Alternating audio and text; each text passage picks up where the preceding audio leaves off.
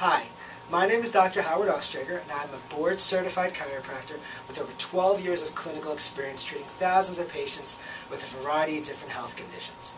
In addition, I have advanced training in clinical neurology and nutrition. Now, today I would like to talk to you about dizziness, vertigo, and balance disorders. Now, according to the Vestibular Disorders Association, vertigo and dizziness affect millions of people every year. More than 90 million Americans have experienced dizziness or balance problems. 40% of the population over the age of 40 will suffer from a dizziness disorder in their lifetime. Now, balance-related falls account for over half of the accidental deaths and 75% of emergency room visits of the elderly population. So this is a big problem. Now, vertigo is classified into two types. There's geocentric vertigo or objective vertigo. This means that a person feels as though the room is kind of spinning around them.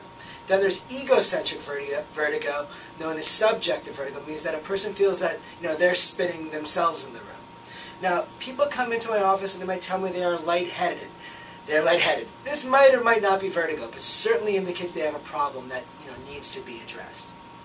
Now, many times patients have something called Meniere's syndrome. Meniere's syndrome is a combination of loss of hearing, dizziness, and a ringing or kind of buzzing in the ears. Now, the reason this happens is that the temporal lobe of your brain is overfiring, usually on the right side. Temporal lobe's over here. Now, people with dizziness and vertigo may have visual impairments, problems with their depth perception, sensitivity to light. They have headaches. Now, many also have a decrease in their memories not working so well because this temporal lobe may be overfiring on the right side, and on this left side it may be underfiring. Now, this area has a lot to do with memory in the temporal lobe, especially an area called the hippocampus. Now, short-term memory is the top of the temporal lobe, and long-term memory is the bottom of the temporal lobe. Now, you have one temporal lobe that is firing too much, and the other one that is not firing enough, and this is what kind of causes that imbalance. Now, a person's ear may be full, or kind of a whooshing, because their brainstem isn't working. They may hear this buzzing or ringing. They may have trouble with nausea or even throw up. Now, the reason why these patients vomit is because his lower brainstem isn't firing the way that it should. They may have a loss of coordination. They may be more clumsy or kind of veer to one side when you're walking. Now, when you go to the medical doctor, you tell them they have dizziness, they will tell you it's an inner ear problem, something called BPPV, benign paroxysmal positional vertigo, big tongue twister. The reason why you have this problem with the inner ear is because you have these little rocks in your ears called otoconia. They're actually kind of calcium carbonate crystals that have fallen off hair cells called stereocilia and kinocilia. So what the treatments they will give you will be kind of like head exercises. Now, dizziness can be caused by a lot of things. So I'm only talking today about the dizziness that they're not sure what the problem is, like BPPV. But dizziness can be caused by a stroke, by a tumor, high blood pressure. Now, if you have any type of dizziness, make sure you get it checked out by your medical doctor. See a neurologist. But if it's not a stroke, it's not a tumor, it's not hypertension or high blood pressure, then it's time to see a chiropractor who has advanced training in neurology and vestibular disorders. Now, typically, medical doctors will first treat with medication. The first one is meclizine or antivert. Almost every patient I see suffering with vertigo has been on this medication at some point. Now, I'm sure meclizine has worked for some people, but obviously not everyone, or I would not be seeing these patients in my office, with still these symptoms that they have. Another treatment that doctors may do is something called canalith training.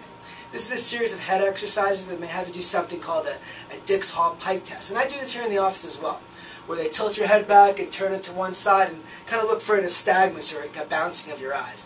Then they slowly turn your head back to the other side. It's also a maneuver called Epley's maneuver, which kind of repositions these stones in the canals of your ears. These are called calcium carbonate crystals. So it's kind of like evening out your semicircular canals. Now, I use this Epley's maneuver in my office, as well as physical therapists, and medical doctors use it as well. So, I was saying that there are two causes of dizziness and vertigo. One are these semicircular canals that we talked about. The other cause of the problem is the cerebellum. Now, your cerebellum is a part of your brain that controls your balance and coordinated movements. So when your cerebellum isn't firing correctly, you're going to get dizzy. Now, there's a right cerebellum and a left cerebellum. And there are three parts. There's a frontal lobe, there's a back lobe, and there's something called the flocculonodular lobe. Now, the reason why patients may also have some vomiting and nausea with the kind of dizziness is because the cerebellum is underfiring and one on the other side is overfiring. And when this part of the cerebellum is overfiling, it stimulates something called the NTS, nucleus tractus solitarius, and it comes into contact with something called the vagus nerve, which is the longest nerve in your body. It goes from your brainstem down to your gut. So when it's not being properly stimulated in your brain, in your cerebellum, it can cause nausea and vomiting. Now, what can a chiropractor do with advanced training in neurology do for someone with dizziness and vertigo and balance problems? For one thing, I use oxygen therapy. Oxygen is fuel for your brain and nervous system. Now, you need two things to survive: fuel from the oxygen and glucose, and also activation of your nervous system, kind of different things to create neural pathways. Now, as far as the oxygen goes, as we age, our ability to use the oxygen diminishes. This is called oxidative phosphorylation. So this kind of happens because of stress, over time. So when we give patients oxygen, what we're doing is that we're giving their cerebellum the fuel that they need and correcting this imbalance that's going on in your cerebellum. Other treatments we may use is unilateral adjusting or manipulation on one side of the body. We've all heard that, the left side of your brain controls the right side, and your right brain controls the left side. So if a patient comes in, with their left frontal portion of the brain is under firing, that tells me that your right cerebellum is not firing correctly up to that left frontal brain. So what I would do is I would adjust that patient only on the right side to stimulate that left part of their frontal brain and kind of regulate that brainstem that's overfiring. Now when I do an adjustment, it fires these joint receptors and tendon receptors up the back part of the spinal cord, and they stimulate, that side of the cerebellum. I had a patient recently that all I did on his first visit was I gave him oxygen and did an adjustment on his right side. After that one treatment, he was over 50% better. I'm happy to say now that he's about 100% better now. Now, another treatment that we do that's very successful with my vertigo patients is a warm ear caloric. Now, many of you may have had a cold ear caloric where they kind of used it to diagnose your vertigo. Warm ear caloric is a little bit different.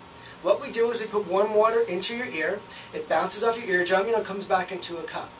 But when we put the warm water in your ear, this causes something called endolymph, which is kind of like a gelatin-like substance inside the canals of your ear, to become warm and liquefied. Now, when this endolymph liquefies, it stimulates hair cells called stereocilia and kinocilia. Now, when these hair cells are stimulated, they fire the vestibular nerve back to the cerebellum. So by doing a warm ear caloric, we can increase this frequency of firing of the deficient cerebellum.